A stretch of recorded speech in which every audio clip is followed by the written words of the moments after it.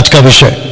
तो जिसके चलते दोस्तों मैं समझता हूं कि आप सभी इस वक्त में 330 के आसपास में आप लोग जो जुड़ चुके हैं, मैं आप सबको कहना चाहता हूं कि इस सब्जेक्ट को सुनिएगा। जितने देख रहे हैं खूब शेयर करिएगा, जितना आप कर सकते हैं कीप शेयरिंग। चलिए दोस्तों, आज के इस विषय पे हम आ जाते हैं और मैं समझता हूं कि परमेश्वर अपना काम बड़े जोरों तरीके से आज करेगा ना। एक प्रश्न पूछूंगा और उसके बाद में शुरू करेंगे ये अद्भुत टॉपिक के ऊपर। ओके, प्रश्न ये है कि आप तैयार हैं? जो मुझे अभी इस वक्त में फेसबुक पे देख रहे हैं और रिकॉर्डेड वीडियो देख रहे हैं, क्या आप तैयार हैं? क्या आपके घर का आसपास का माहौल ठीक है? आपके बच्चे आपको डिस्टर्ब तो नहीं कर रहे हैं? आपका जो फोन है उसको फ्लाइट मोड पे डाल दीजिए, कम से कम पौने घंटा। ओके, आपका जो घर का एटमॉस्फेयर है उसको ठीक कर लीजिए। अगर टीवी चल रहा है तो बंद कर दीजिए।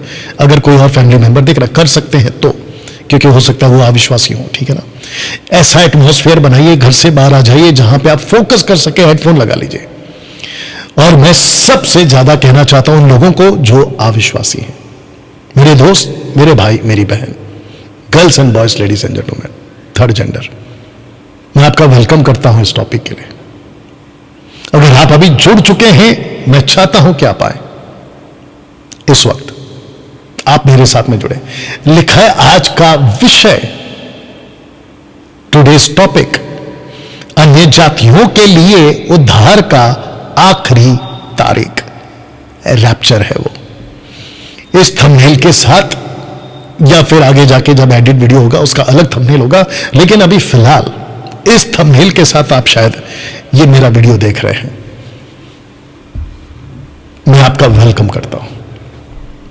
आइए अभी कनेक्ट होइए, और जितने जुड़े हैं उन सबको कहना चाहता हूं बने रहिए। रैप्चर के ऊपर बहुत सारे वीडियोस बनी हैं, रैप्चर के ऊपर बहुत सारे सेवकों ने बात करी है। मैं उन सेवकों की बात करता हूं, जब भी मैं सेवक पास्टर कहता हूं ना, मैं अच्छे सेवक और अच्छे पास्टर की बात करता हूं, ठीक है ना, जो साउंड डॉक्ट्रिन में, मैं उनकी बात करता हूं, ठीक है ना। ओके, ध्यान से सुनना, बहुत वीडियो बनी है, टीचिंग दी गई है रैप्चर के ऊपर। ओके, मेरी कोशिश इन दिनों में यह हो रही है आत्मा की अगुवाई से कि मैं रैप्चर के डिफरेंट एंगल पे आप लोगों को टीच कर सकूं, सिखा सकूं।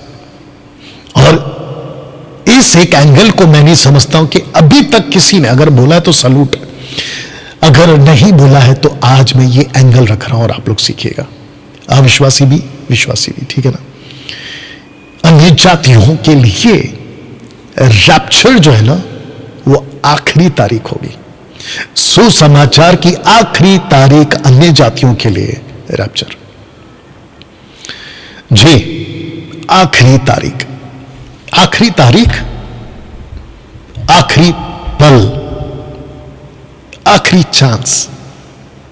जैसे ही तुरी फूकेगी, अभी मैं रखूंगा, और वो आवाज, और जैसे ही पता चल जाएगा, कलीसिया से लोग गायब हो रहे, स्कूल से बच्चे बड़े छोटे गायब हो रहे, सड़कों पर से लोग गायब हो रहे, ऑफिस से लोग गायब हो रहे, गांव का गांव आधा गायब हो रहा है, तो समझ जाना कि अन्य जातियों जो नीचे छूट गए यीशु को ना स्वीकार करने के कारण, फिनिश।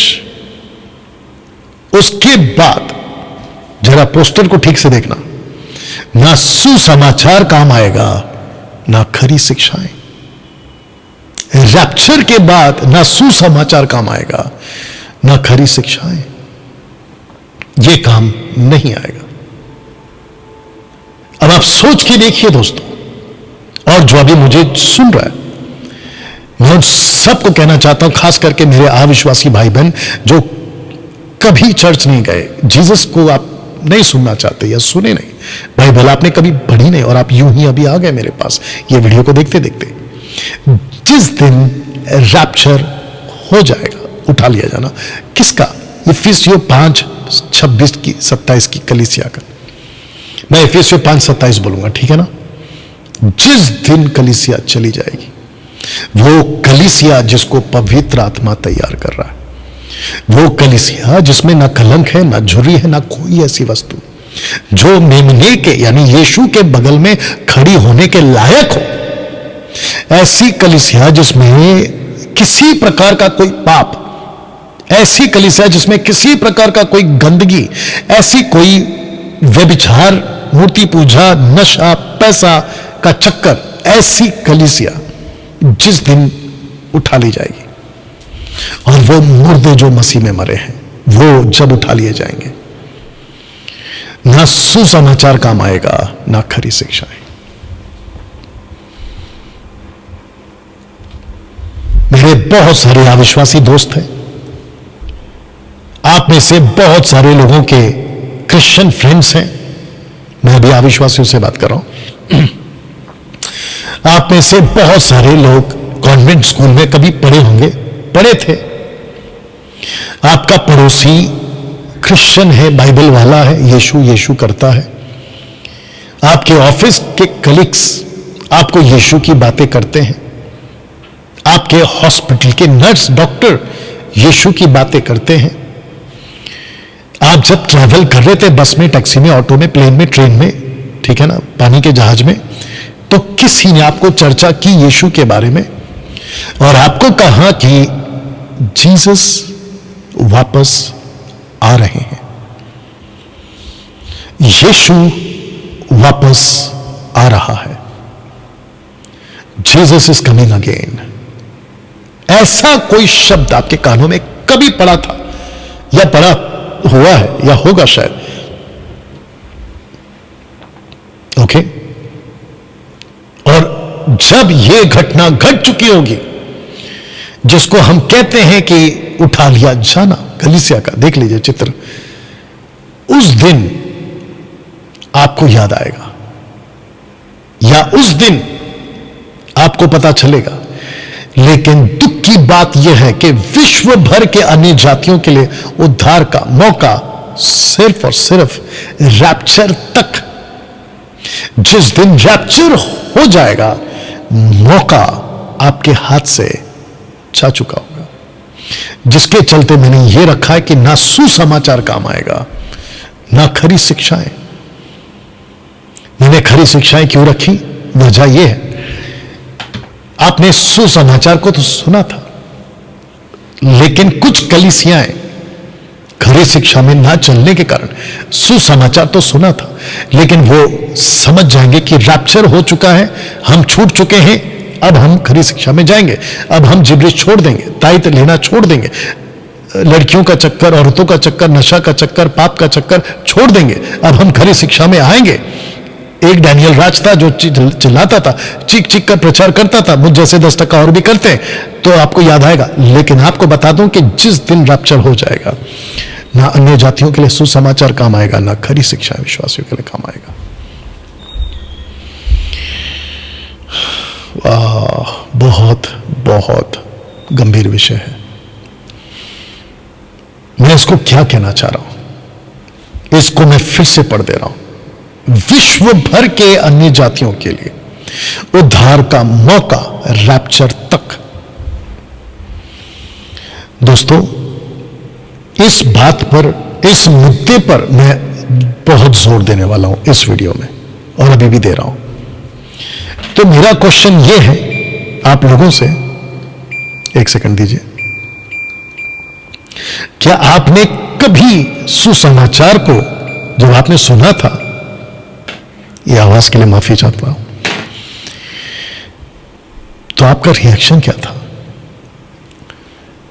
मैं जानता हूं कि अविश्वासी किसी भी वर्ग के, किसी भी कैटेगरी के, मैं उसको एक ही श्रेणी में ला रहा हूं, और वो है अविश्वासी, अनबिलीवर्स। ओके, अनबिलीवर से मतलब है those who don't believe Christ, we call them unbeliever. Okay, बाकी अलग विषय आपका।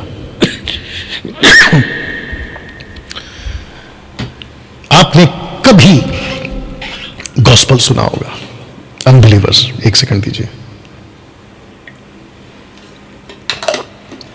उस वक्त आपका रिएक्शन क्या था? आपने मजाक उड़ाया था उस व्यक्ति का? बहुत गलत बात। आपको पता नहीं है कि आपने गॉस्पेल का मजाक उड़ा के आपने किससे पंगा ले लिया है। आपको अंदाजा तक नहीं है। वो ऐसा गॉस्पेल था और अभी भी है, रैप्चर तक, इसलिए मैं इसको रखकर बात कर रहा हूं। वो ऐसा गॉस्पेल है, ये सुसमाचार जिसको हम, जो डंकी की चोट पे प्रचार करते, जिसको आप लोग हल्के में लेते हो ना, सुसमाचार, उसके लिए परमेश्वर, जो खुद परमेश्वर मानव रूप लेकर इस पृथ्वी पर आज से 2024 साल पहले पैदा हुआ, as a human, died on the cross, buried and rose again on third day, मारा गया, गाड़ा गया और तीसरे दिन मुर्दों में से जी उठा। ऐसा मसीहा, मैं वचन भी रखूंगा, ठीक है ना, बाइबल से बातें रखूंगा। उसने इस सुसमाचार को इतना महत्व दिया कि उस सुसमाचार के लिए उसने लहू का कतरा कतरा बहा दिया। एक ऐसा वक्त था, क्योंकि रोम की सरकार ने मारा था, एक ऐसा वक्त था कि यीशु समझ चुका था कि मैं जो क्रूस उठाने जा रहा हूं, मैं जो दर्द या रोम सरकार की सेना के द्वारा जो मुझे पताड़ना होगी, मेरी दुर्दशा होगी, सहन के बाहर है। तो गतसमनी नाम बाग में प्रार्थना करते वक्त यीशु ने यह कहा, अगर हटा सकते हो, अगर ये ढाल सकते हो, ये कटोरा मैं नहीं पी पाऊं, अगर ऐसा कुछ कर सकते हो तो करिए, अन्यथा आपकी मर्जी। Let your will be done, तेरी इच्छा पूरी कर ले। और जानते हो, उस परमेश्वर पिता ने अपनी इच्छा ये जाहिर की उस मसीह पर कि मानव जाति को सुसमाचार सुनाना है, मानव जाति को उनके पापों से अगर बचाना है, मानव जाति को उस दुष्टता की ताकत से, क्योंकि वो नरक डाल देगा, वहां से अगर बचाना है तो मुझे ये कटोरा तुझे पिलाना ही होगा, तुझे ये क्रूस उठाना ही होगा। दोस्तों, आपको जब सड़क पे, रेलवे स्टेशन पे या ट्रेन में, बस में, ऑटो, टैक्सी, फ्लाइट में, पड़ोस में, ऑफिस में, जब कोई आपको यीशु की बात करता है ना, तो एक तरफ वो बाइबल की बातें नहीं, दूसरी तरफ उस बातों का वजन यीशु के लहू से लिया या दिया गया है। अगर आपने इसको नहीं समझा और आपने कभी, अविश्वासियों से बात कर रहा हूं, आपने अगर कभी इस गॉस्पेल का मजाक उड़ाया है तो आपको अंदाजा तक नहीं है कि आपने किससे पंगा ले लिया है। जी, आपको अंदाजा तक नहीं है कि आप किससे भिड़ गए हैं। एक ऐसा मैं बहुत वीडियो देखता हूं, एक ऐसा परमेश्वर से आपने पंगा ले लिया जो जमीन फाड़ के पूरा का पूरा गांव, बस्ती, कौम या लोग जो ऐसे बगावत करते हैं, जमीन पे उतार देता है। मैं बहुत वीडियोस को देखता हूं जो मजाक उड़ाते हैं, कॉफर जो भी है, जो 3 खिल्ले में खुद को बचा नहीं सका, 3 खिल्ले में जो खुद लटक कर मर गया, वो हमको क्या बचाएगा। ऐसे मजाक वाले वीडियो मैंने खूब देखे, और ऐसे तत्वों को जब मैं देखता हूं तो मुझे अफसोस होता है कि इन लोगों ने किससे पंगा ले लिया है। नहीं बच पाएंगे। आपको ठीक नहीं लग रहा होगा ये मेरा स्टेटमेंट, आपको कुछ अलग लग रहा होगा ये मेरी बातें, लेकिन ये फैक्ट है मेरे भाई, ये फैक्ट है। मैं कुछ लॉजिक और कुछ बातें आपको बता दो। जितने फेसबुक पे देख रहे हैं, खूब शेयर करिए, वॉच पार्टी करिए। आपको पता है जब आपके शरीर में कोई बीमारी हो जाती है ना, तो डॉक्टर आपको बहुत चेतावनियों के साथ में ये नहीं खाना, ये नहीं पीना, इधर नहीं रहना, उधर नहीं रहना, ये वो आपको वार्न करता है और साथ में ये भी कहता है कि अगर ऐसा करा तो उसके परिणाम ये आएंगे। आप क्या करते हो पता है? अगर आप बदतमीज टाइप के नहीं हो, आप शरारती टाइप के नहीं हो, मस्तीखोर नहीं हो, जिंदगी को समझकर, उसके महत्व को समझकर चलने वाले हो, तो आप डॉक्टर की एक एक सलाह पर गौर करते हो, बकायदा लिख कर लेते हो, एक व्यक्ति को अपने लिए रखते हो कि वो मेरी तबीयत का ख्याल रखे। राइट? पता है क्यों? क्योंकि अगर आपने सतर्कता नहीं बरती तो वो तुम्हारी जान ले सकता है, वो चीज, वो बीमारी। वैसे ही दोस्तों, ये तो शारीरिक बातें हैं, लेकिन आत्मिक बातों में, जैसे शारीरिक बातों में उम्र है और एक सीमा है, 70, 80, 100, एक सीमा, उसके बाद फिनिश। वो बीमारी आपकी मृत्यु के साथ में खत्म हो जाती है, डिसअपियर हो जाती है। लेकिन आत्मा की कोई उम्र नहीं है, आत्मा का कोई एंड नहीं है, अनंत काल। अगर आपने आत्मा के तौर पे जो इलाज यीशु आपको देते हैं, अगर वहां पे आपने लापरवाही जरा सी भी बरती, यह आपके आत्मा का सवाल है। इसलिए अगला स्लाइड के लिए तैयार होइए। यह एक बहुत ही बड़ा गंभीर विषय है। कौन सा? ये वाला, रैप्चर के पहले उद्धार पाना एक बहुत बड़ा गंभीर विषय है। इसको सिखाते सिखाते मैं बाकी चर्चेस के पास्टर को एक सलाह के तौर पे कहना चाहता हूं, अपने अपने चर्चों में प्रचार पर ज्यादा जोर, प्रचार के क्षेत्र में ज्यादा जोर रैप्चर पे दीजिएगा। ओके?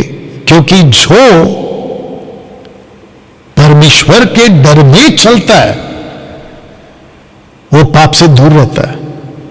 जो परमेश्वर के वचन के आधार पर चलता है, रिस्पेक्ट करता है, वो पाप से दूर रहता है। और जिसके चलते मैं सबको रिक्वेस्ट करूंगा, बाकी चर्चेस के पास्टरों को, प्लीज अपने चर्च को ये बातें सिखाओ। ये बहुत गंभीर विषय है। कुछ बातें आपको बताता हूं, अगर आप लोग सब सुन रहे हैं, कुछ बातें आपको बताता हूं। जानते हो आजकल क्या हो रहा है चर्चों में? 90% चर्चेस प्रॉस्पेरिटी की तरफ जा रही है, 90% चर्चेस ब्लेसिंग की तरफ जा रही है। लूसीफर इतना स्मार्ट है, उसको अच्छे से पता है कि अगर लीडर को फंसा दिया मैंने तो बाकी काम लीडर करेगा। बात समझ में आ गई? अगर लीडर भटक गया ना तो बाकी को भटकाने का काम लीडर ही कर देगा। अगर मेरा इशारा मिल रहा होगा, एक व्यक्ति को खराब किया उसने, उस व्यक्ति ने बाकियों को भी खराब कर दिया। या मुझे इस बात का बड़ा अफसोस है, क्योंकि मैं अच्छे से देख रहा हूं कि कैसे भटक रहा हो। और ऐसे ही चर्च का, उस लूसीफर का यही कॉन्सेप्ट है, चरवाह को मारो, भेड़े बिगड़ पे जाएंगे, तितर बितर, चरवाह पे अटैक करो। बहुत दुख के साथ यह कहना पड़ता है कि लूसीफर का टारगेट चर्च के मेंबर नहीं है, लूसीफर का टारगेट चर्च का पास्टर है जो उनको लीड करता है। इसलिए बी केयरफुल। रैप्चर के पहले, अन्य जातियों, आप भी इस बात को समझे, जब तक रैप्चर नहीं होता आपको मौका है। यहां तक बात समझ गए? अब एक लॉजिक दे रहा हूं मैं आपको, कनेक्शन दे रहा हूं। Evacuate, evacuate, evacuate. ओके, ये एक शब्द है जो आपने कई बार सुना होगा, खाली करना। इवैक्यूएट, खाली करना, खतरनाक जगहों से भागना। इसलिए मैंने कुछ ऐसा पोस्टर रखा और ये वाला पोस्टर से भी समझा देता हूं। इवैक्यूएट, जानते हो ये कब होता है? खाली करो, खाली करो, खाली करो, खाली करो। कब होता है? जब ये कुछ होता है। इस प्लैनेट पर आज से 2024 साल पहले इवैक्यूएट, इवैक्यूएट ये शब्द आत्मिक बातें हैं, समझिएगा प्लीज। भागो, भागो, भागो। जबरदस्त तबाही इस पृथ्वी पर आने वाली है। ऐसी बातों की चर्चा आपके बाइबल में, हमारी बाइबल में। You understand? इवैक्यूएट, भागो। ये दुनिया, मैं किसी को काउंसलिंग कर रहा था अभी, वक्त को ध्यान में रखूंगा, मैं किसी को काउंसलिंग कर रहा था अभी, और मैं उसको कह रहा था कि भाई तुम फंस गए दुनिया में पैदा होके, तुम फंस गए दुनिया में पैदा होके।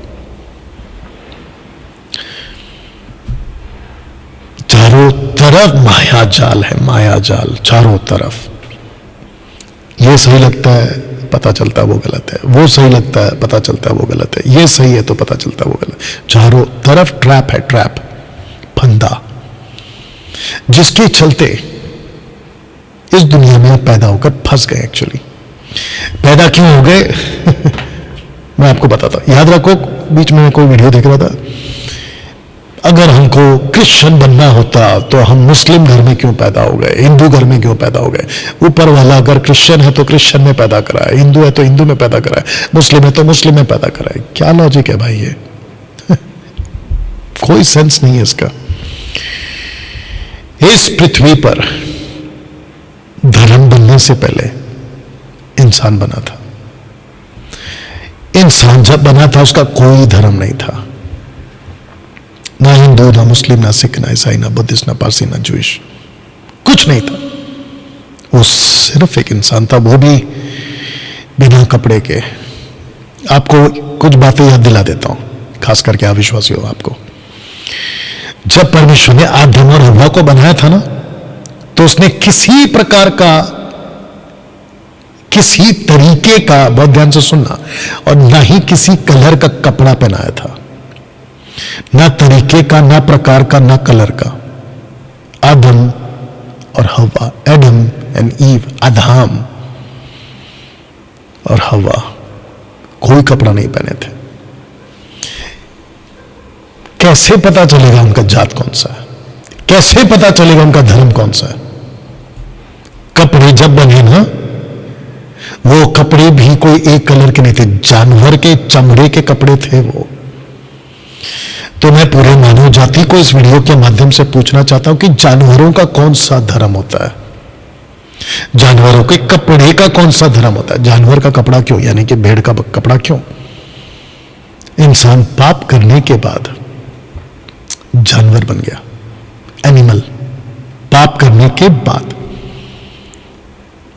और उसके पहले ही परमेश्वर ने कहा था कि मैं तुझे ऐसी ताकत देता हूं, बहुत ध्यान से सुनिए प्लीज, मैं तुझे ऐसी ताकत देता हूं कि तू बच्चे पैदा कर पाएगा, बच्चे पैदा कर पाएगा। और बच्चे पैदा कराने का पर्पस क्या था? पूरी पृथ्वी पर फैलना, पृथ्वी पर अधिकार, पक्षियों पर अधिकार, सब जीव जंतुओं पर अधिकार। यह पर्पस था परमेश्वर का। बताइए, तो जो बच्चे पैदा होने का जो कॉन्सेप्ट है, यह पाप करने के पहले आ चुका था, आदम की गलती करने से पहले आ चुका था। और परमेश्वर ऐसा है कि हम अविश्वासी बन सकते हैं, हो जाएंगे, लेकिन वो कभी विश्वासघात नहीं करता और वो कभी बोले हुए से पलटता नहीं है, वो विश्वास योग्य रहता है। याद आ गया पौलुस का स्टेटमेंट जी।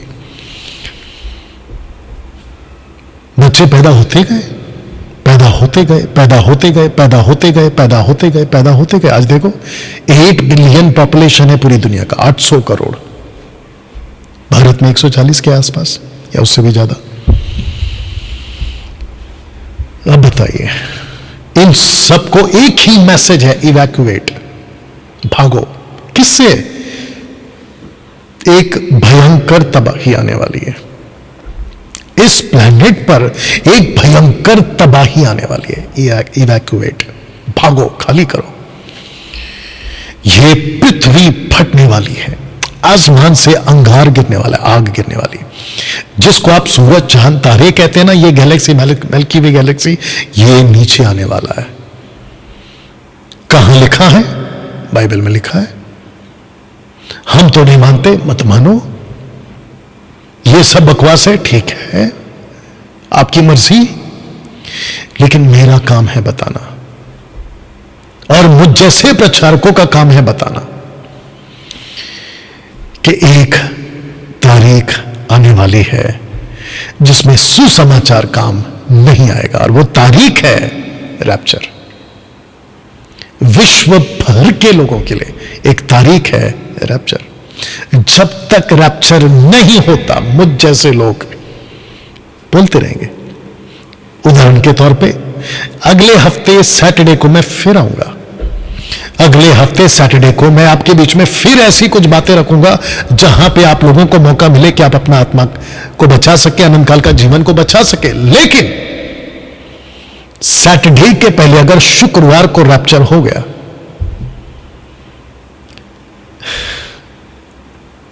आपका चांस गया।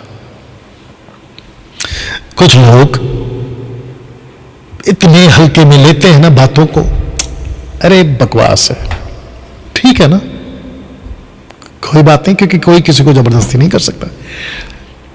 अरे ये जो बोल रहा है डैनियल राज, बकवास है, ठीक है ना, ये आपका है।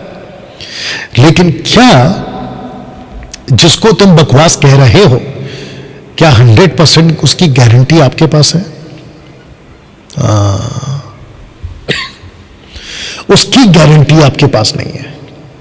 और यही वजह है कि आपने अज्ञानता, बालकपन, मूर्खता, ज्ञान की कमी के कारण आपने ये कह दिया, अरे सब बकवास है, अरे ये तो ऐसे ही बोलते हैं, कुछ नहीं होने वाला है, ठीक है ना। बट क्या उस स्टेटमेंट के आपके पास में 100% गारंटी है कि वाकई कुछ नहीं होने वाला है? अब आप पलटकर मुझे बोल सकते हो कि आपके स्टेटमेंट पे आपके पास में 100% गारंटी है क्या? बहुत ध्यान से सुनना, इसका जवाब मैं दे रहा हूं। मेरे पास इसकी गारंटी नहीं है। मैं जिसकी बात कर रहा हूं उसके पास में गारंटी 100% नहीं, 1,00,000% गारंटी है। क्योंकि जिसका हम प्रचार कर रहे हैं वो वहीं से आया है जहां पहुंचाने की वो बात कर रहा है, आपसे, हमसे, मुझसे। वो वापस वहीं गया क्रूस पे से जिंदा होने के बाद, वो वहीं से वापस आएगा और वापस उन सबको जो उसके ऊपर भरोसा करते लेकर जाएगा। यूहन्ना 14:1-2-3-4 में क्या कहा उन्होंने? तुम्हारा मन व्याकुल ना हो, मैं आ रहा हूं, और मैं जिस दिन आऊंगा तुमको वहां ले जाऊंगा जहां मैं रहूंगा। ऐसी बातें किसके पास है? ऐसे स्टेटमेंट किसके पास है? आप ही बताइए। इस प्लैनेट पर किसी किताब में ऐसी दावा करने वाली बातें कहां है? सीधा आंसर नहीं है मेरे दोस्त। दोस्तों, इसको समझिए। आपको जब जान बचानी होती है ना, आप यहां तर्क नहीं देते। ये जो फायर ब्रिगेड वाले जो होते हैं ना, जो जान बचाने आते हैं ना, आप उनको तर्क नहीं देते। पहले बताओ कहां आग लगी है, पहले हमको प्रूफ दो कहां बम रखा है, पहले हमको बताओ कि कहां है खतरा, उसके बाद हम तुम्हारी बात मानेंगे। ये ऐसे जो अपनी जान जोखिम में डाल के आते हैं ना तुमको बचाने के लिए, वो वहीं सट्ट करके दे देगा। बोले क्या बकवास कर रहे हो? आप इनकी बात को सुनते हो दोस्तों, और जिसके चलते होता क्या है, आप कहते हो कि जी कहां भागना है बताओ, कहां जाना है बताओ, किस दिशा में जाना है बताओ। हम आपकी बात को सुनते हैं, और कुछ लोगों को तो कुछ नहीं पता होता है, नींद से जागते सब भाग रहे, बोले वो भी भाग रहे, बोले क्या हुआ, बोले बम रखा, आग लगी है, अच्छा ठीक है भागो, इवैक्यूएट, खाली करो। ऐसे ही, अब मैं आगे रखने जा रहा हूं, ऐसे ही एक दिन आने वाला है। लिखा है 1 थिस्सलुनीकियंस चैप्टर 4:16, पहला थिस्सलुनीकियों 4:16, परमेश्वर की तुरी फूकी जाएगी मैं इसको रख रहा हूं अभी। परमेश्वर की तुरी फूकी जाएगी, आगे बहुत कुछ है लेकिन मैंने यहां पे स्टॉप किया इसको। परमेश्वर की तुरी फूकी जाएगी, then the door will be closed. दरवाजा बंद, फिर मौका कभी नहीं मिलेगा। ये जो शब्द है ना, कभी नहीं मिलेगा, ये मैंने लिखा है। और किस बेस पे लिखा है? बाइबल के बेस पे लिखा है। आपको मौका कभी नहीं मिलेगा मेरे दोस्त। अभी जो देख रहा है मुझे, आप कभी चर्च नहीं गए, चर्च से मेरा मतलब रिलीजन नहीं है। आपने कभी बाइबल नहीं पढ़ी, आपने कभी ये यीशु ईसा मसीह जीसस क्राइस्ट यशुआ के बारे में आपने कभी नहीं सुना पढ़ा नहीं किया। आज आप पहली बार देख सुन पा रहे। बैठे बैठे इस बात को और इसकी गंभीरता को समझे कि जिस भी दिन, जब भी कभी ये तुरी अगर फूक दी गई, जानते हो इसका मतलब क्या है? ऊपर हेवन में, स्वर्ग में परमेश्वर सब कुछ को रोक के रख रहा है। एंजल्स को, लूसीफर को, एंटी क्राइस्ट को, तबाही करने वाली स्पिरिट्स को रोक के रख रहा है कि इनको रोको। बोले क्यों? क्योंकि गॉस्पल जाना है, गॉस्पल जाना है। क्या होगा? गॉस्पल वो सुनेंगे, फिर क्या होगा? वो अपना जीवन बदलेंगे, फिर क्या होगा? और जिस दिन मैं तुरी फूकूंगा, ये मेरी आवाज को सुनेंगे और मैं इनको उठा लूंगा। ये एक बहुत ही बड़ा गंभीर विषय है। रैप्चर के पहले उद्धार पा लो, इस तुरी को फूकने से पहले उद्धार पा लो। मेरे इस वीडियो में मैं इस पे ही जोर दे रहा हूं, अन्य जातियों के लिए। मन फिराइए। एक यीशु की पैराबल जो कि यीशु ने स्वर्ग से जोड़कर दी, उसको रखने जा रहा हूं। हालांकि एक से है लेकिन मैंने 10 रखा आपके लिए। लिखा है कि जब वे मोल लेने को जा रही थी, कौन है ये लोग? 10 कुंवारियां, ओके। 5 उनके पास में मशाल भी है, तेल भी है। बाकी 50%, 5 उनके पास में मशाल है लेकिन तेल नहीं है। इंतजार करते करते करते करते बीच में जब इंतजार का टाइम, वक्त पीरियड ज्यादा हो गया, तो जिनको तेल लेना था उन्होंने तेल को लेने में नजरअंदाज कर दिया। दूसरे शब्दों में उन्होंने कहा ठीक है, नॉट अ बिग डील, कोई बात नहीं, देख लेंगे, ओके चलता है, ऐसा वाला। और जब अचानक से तुरी फूक दी गई, अचानक से हल्ला होने लगा कि दुल्हा आ चुका है। एक पैराबल के तौर पे बता रहा हूं, दुल्हा आ चुका है। तो जो 5 कुंवारियां थी वो तो चली गई। क्यों? क्योंकि उन्होंने इसको हल्के में नहीं लिया था, इसको लापरवाही में नहीं लिया था, इसको मजाक में नहीं लिया था, इसको यूं ही नहीं लिया था, बल्कि गंभीर लिया था। इन्होंने कहा कि नहीं, जिसने कहा है वो एक दिन आएगा, ईसा मसीह इस प्लेनेट पे फिर से आएगा। चर्च में जाना गंभीरता की बात है, बाइबल की बातों को सीखना गंभीर बातें हैं, मसीह के दया के पीछे चलना गंभीर बात है, पवित्रता में जीना गंभीर बात है। इन सब को ध्यान में रखते हुए जो अपना जीवन मजबूत रखता है, वो 5 कुंवारियों ने, जिन्होंने इसकी महत्वता को समझा वो तो चली गई, लेकिन जिन्होंने नहीं समझा, ये उनकी बातें। लिखा है जब वे मोल लेने को जा रही थी, क्या तेल, तैयारियां, जबकि तैयारी रैप्चर के पहले होना चाहिए, तुरी के पहले होना चाहिए, ये बाद में कर रही हैं। और लिखा है कि दूल्हा आ पहुंचा और जो तैयार थी उसके साथ ब्याह के घर में चली गई। शब्द को पढ़िएगा, द्वार बंद किया गया। मैंने ये फोटो जानबूझ के रखा है, जो दरवाजा बंद कर रहा है अंदर से, और जो दरवाजा बंद कर रहा है वो दुल्हा है। वो दरवाजा जो बंद कर रहा है वो ईसा मसीह है। जो दरवाजा बंद कर रहा है वो परमेश्वर खुद है, जिसको हम यशुआ कहते हैं। वो बंद कर रहा है और वो कह रहा है कि मैं बहुत प्रिंसिपल वाला आदमी हूं, मैं बहुत डिसिप्लिन वाला आदमी हूं, मैं बहुत नियम वाला आदमी, मैं बहुत प्रोटोकॉल वाला आदमी हूं। मैंने कुछ कानून बनाए हैं तो मैं उसी पे चलूंगा, मैंने कुछ वचन रखे हैं तो मैं उसी पे चलूंगा। परमेश्वर इस्राएलियों को कहता है, माफी चाहूंगा, थोड़ा सुन लीजिए उसको, वक्त जा रहा है मैं जानता हूं, सुनिएगा प्लीज। इस्राएलियों को साफ हिदायत दी थी, ये गलत है, ये सही है, ये गलत करोगे तो ये नहीं मिलेगा, ये सही करोगे तो आशीषें मिलेगी, बिल्कुल साफ कहा था। डिटरनॉमी चैप्टर 28 आप पढ़ लीजिएगा। आशीष और श्राप दोनों रखता हूं, जो चुनाव तुम करोगे उसका फल तुम भुगतोगे।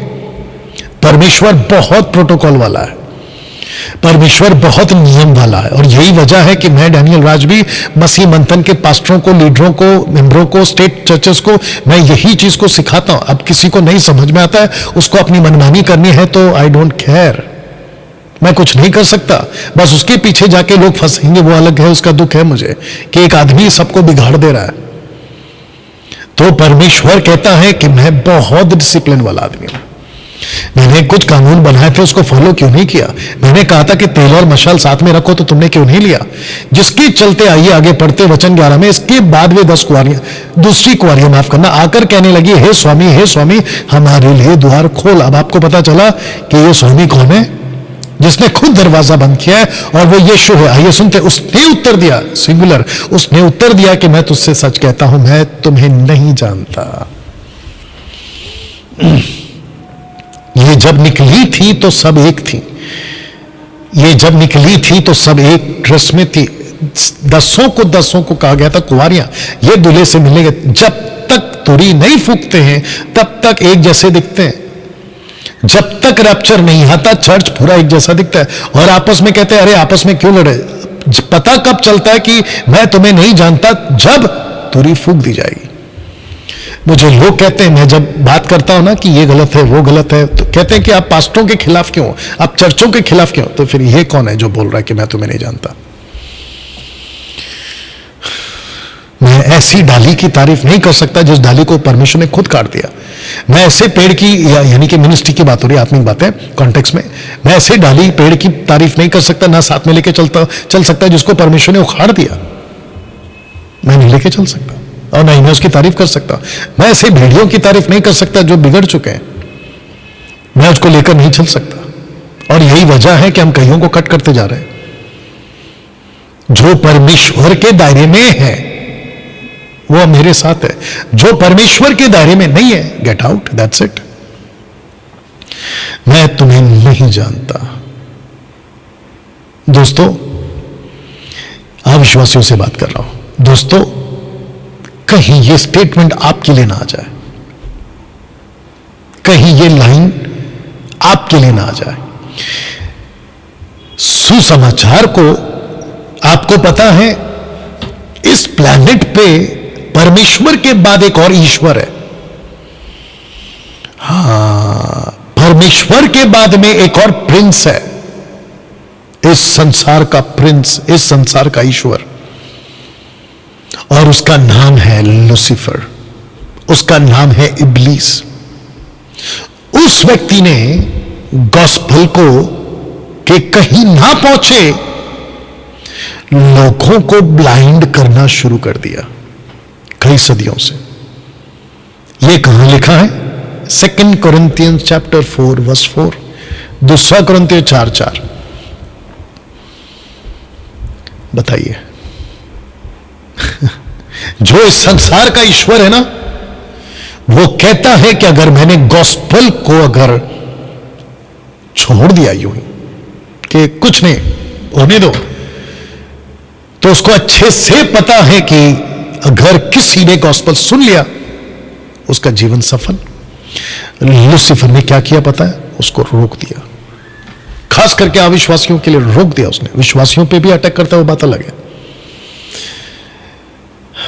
पौलुस कहता है, क्योंकि वह तो कहता है कि अपनी प्रसन्नता के समय, एक्सेप्टेड के टाइम, जानते मैं रखूंगा, इसको कनेक्शन दूंगा मैं, ठीक है ना। अपनी प्रसन्नता के समय में मैंने तेरी सुन ली, उद्धार के दिन मैंने तेरी सहायता की। देखो अभी प्रसन्नता का समय, एक्सेप्टेशन मतलब एक्सेप्ट करने वाला कॉन्सेप्ट अभी चल रहा है।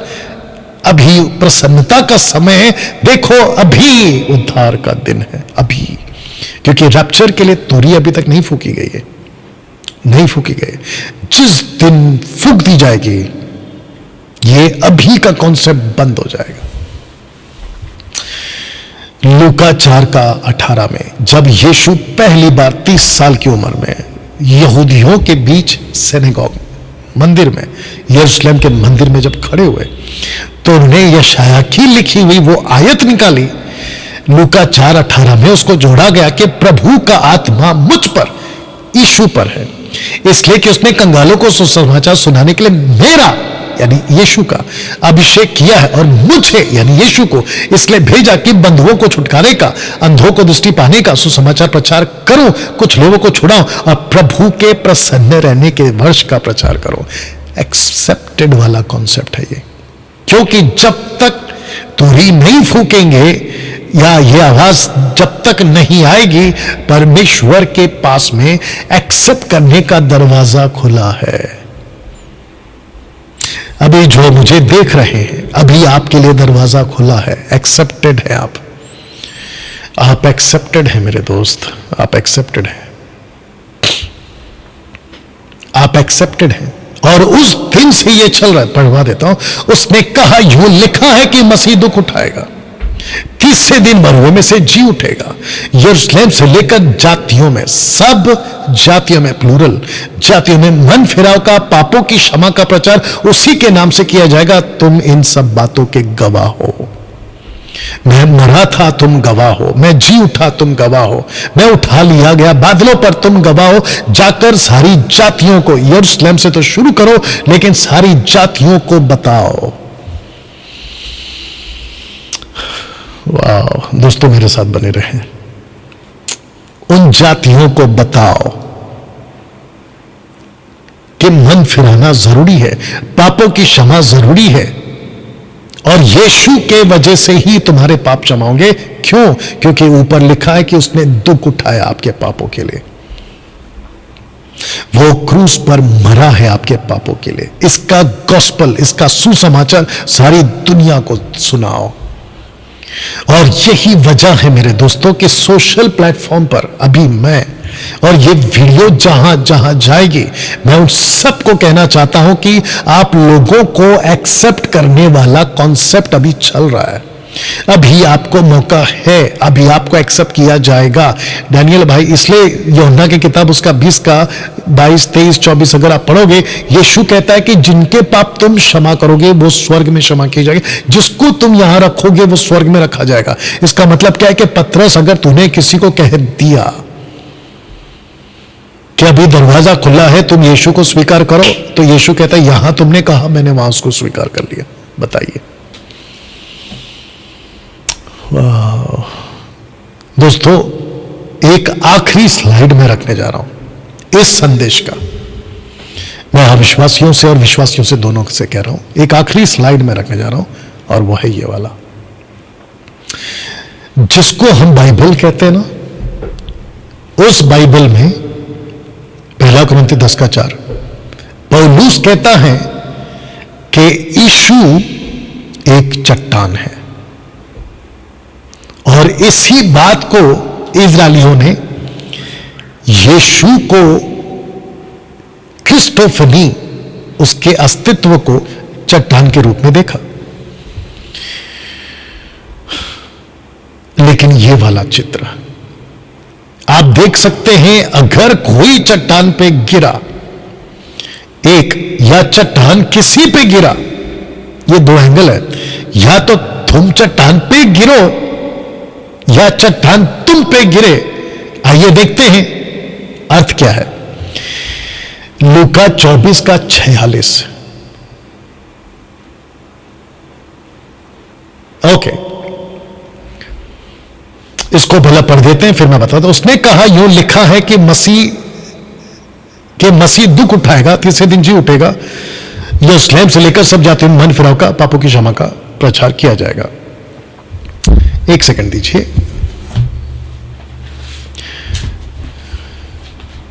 या ओके, मत्ती की किताब, अगर मैं गलत नहीं हूं, जो कि मैंने इसमें नहीं डाल पाया, एक सेकंड दीजिए प्लीज।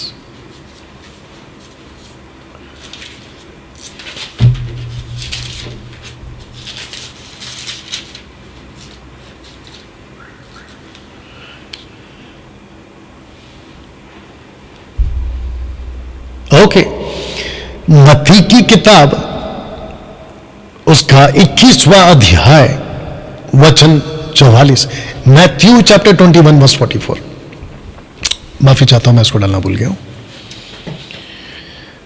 अगर मेरे पास में अभी है,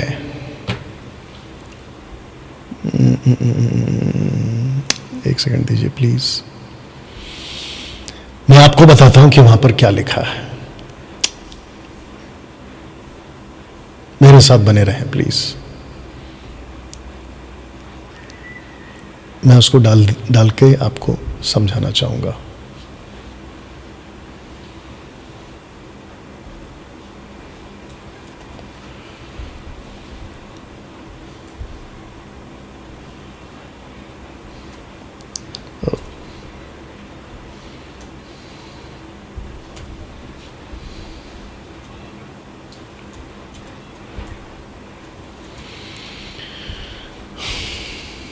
इसको पढ़ते हैं अभी।